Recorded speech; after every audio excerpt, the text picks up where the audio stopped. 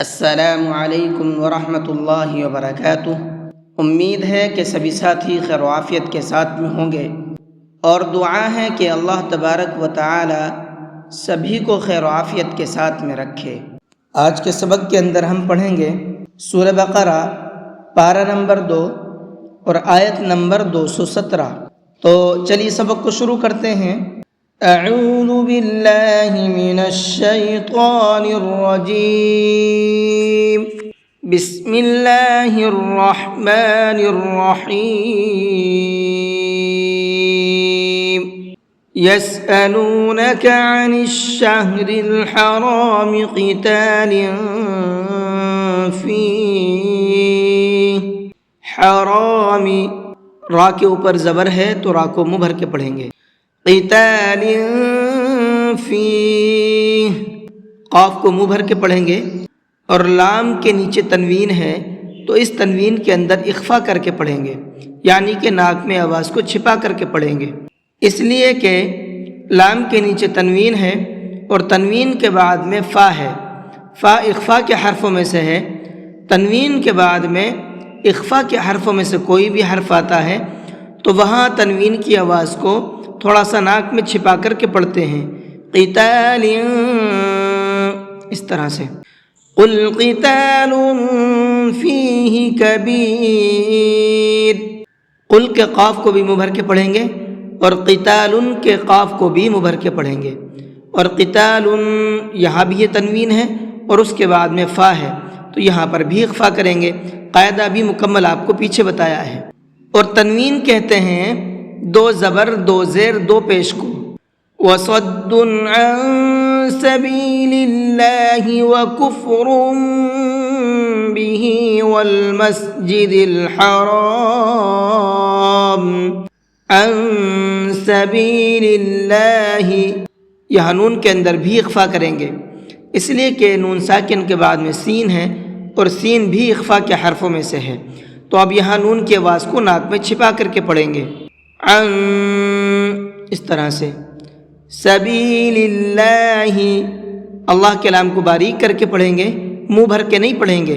سبیل اللہ نہیں پڑھنا ہے بلکہ سبیل اللہ، اس لیے کہ یہاں پر اللہ کے لام سے پہلے زیر ہے، اور اللہ کے لام سے پہلے زیر ہوتا ہے تو اس اللہ کے لام کو باریک کر کے پڑھتے ہیں۔ وَكُفْرٌ بِهِ، یہاں دیکھیے قاعدہ، را کے اوپر تنوین ہے اور تنوین کے بعد میں با ہے، اور یہ قاعدہ آپ کو کئی بار بتایا ہے کہ اگر تنوین کے بعد میں با آتا ہے تو وہاں پر ایک چھوٹا سا میم بنا ہوا ہوتا ہے، جیسا کہ یہاں پر بنا ہوا ہے۔ اب یہاں پر یہ جو تنوین ہے اس تنوین کی آواز نہیں نکلے گی بلکہ اس میم کی آواز نکلے گی۔ اس کو اس طرح سے پڑھیں گے، را میم دو پیش رم، اور ساتھ میں غنہ بھی کریں گے، ناک میں چھپا کر کے پڑھیں گے، رم، اس طرح سے۔ والمسجد الحرام، را کو یہاں بھی منہ بھر کے پڑھیں گے۔ وَإِخْرَاجُ أَهْلِهِ مِنْهُ أَكْبَرُ عِنْدَ اللَّهِ، وَإِخْرَاجُ، خا کو منہ بھر کے پڑھیں گے اور را کو بھی منہ بھر کے پڑھیں گے۔ اکبر، یہاں پر بھی را کو منہ بھر کے پڑھیں گے۔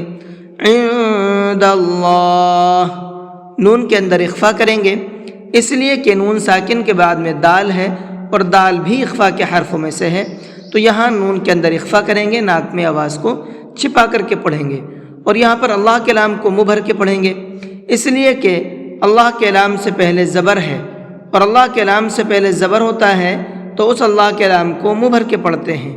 عند اللہ، اس طرح سے۔ تو آج کا سبق اتنا ہی رہنے دیتے ہیں۔ اس سبق کے اندر جو تجویدی پوائنٹ تھے وہ میں نے آپ کو بتا دیے ہیں، ان تمام پوائنٹ کو دھیان میں رکھ کر کے آپ پریکٹس کیجئے، اور جس طرح سے میں نے بتایا ہے اسی طرح سے پڑھنے کی کوشش کیجئے۔ انشاءاللہ میں آپ کو یقین دلاتا ہوں کہ آپ بہترین قرآن کریم پڑھنا سیکھ جائیں گے۔ اور پھر اس کو پڑھنا کیسے ہے ایک بار آپ کو پڑھ کر کے بھی سنا دیتا ہوں۔ يسألونك عن الشهر الحرام قتال فيه قل قتال فيه كبير وصد عن سبيل الله وكفر به والمسجد الحرام وإخراج أهله منه أكبر عند الله. جی آج کے سبق کو یہیں پر ختم کرتے ہیں. السلام علیکم ورحمۃ اللہ وبرکاتہ.